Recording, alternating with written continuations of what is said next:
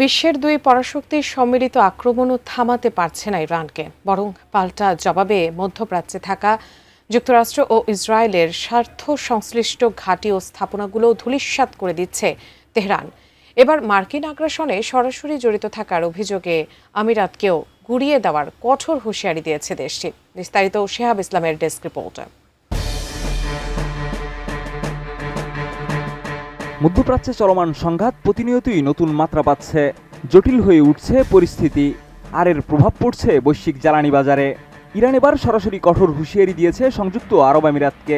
তেহরানের অভিযোগ, যুক্তরাষ্ট্র ইসরায়েলের সঙ্গে মিলে ইরান বিরোধী সামরিক অভিযানে সক্রিয়ভাবে জড়িত আমিরাত।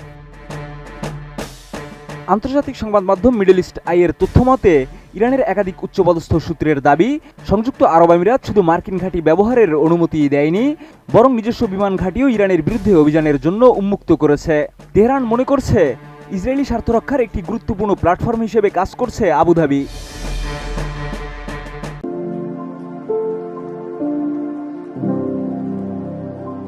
মধ্যপ্রাচ্যে আরও সেনা পাঠানোর পরিকল্পনায় যুক্তরাষ্ট্রকে সতর্ক করেছে ইরান। যদি কোনো স্থল অভিযান শুরু হয়, তবে আমিরাতের রাষ্ট্রীয় সম্পদ, অবকাঠামো এবং বাণিজ্যিক বিনিয়োগগুলো সরাসরি হামলার লক্ষ্যবস্তুতে পরিণত হতে পারে। দেশটির দাবি, আমিরাত উন্নত প্রযুক্তি ও কৃত্রিম বুদ্ধিমত্তা ব্যবহার করে মার্কিন ও ইসরায়েলি বাহিনীকে গোয়েন্দা তথ্য সরবরাহ করছে। অন্যদিকে আমিরাতের পক্ষ থেকেও এসেছে কড়া প্রতিক্রিয়া। দেশটির এক শীর্ষ কূটনীতিক বলেছেন, শুধু যুদ্ধবিরতি নয়, বরং ইরানের হুমকি সম্পূর্ণভাবে নির্মূল করতে হবে।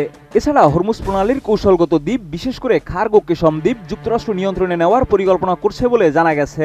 এর লক্ষ্য বিশ্বব্যাপী জ্বালানি সরবরাহে ইরানের প্রভাব কমানো। গত এক মাস ধরে চলা এই সংঘাতে ইতিমধ্যে প্রায় 2000 মানুষের প্রাণহানি ঘটেছে বলে বিভিন্ন সূত্র জানিয়েছে। হামলা ও পাল্টা হামলায় ক্ষতিগ্রস্ত হয়েছে উপসাগরীয় অঞ্চলের গুরুত্বপূর্ণ জ্বালানি স্থাপনাও।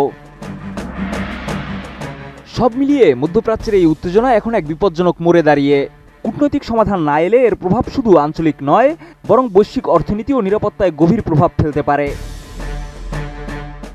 শিহাব ইসলাম, ATN নিউজ।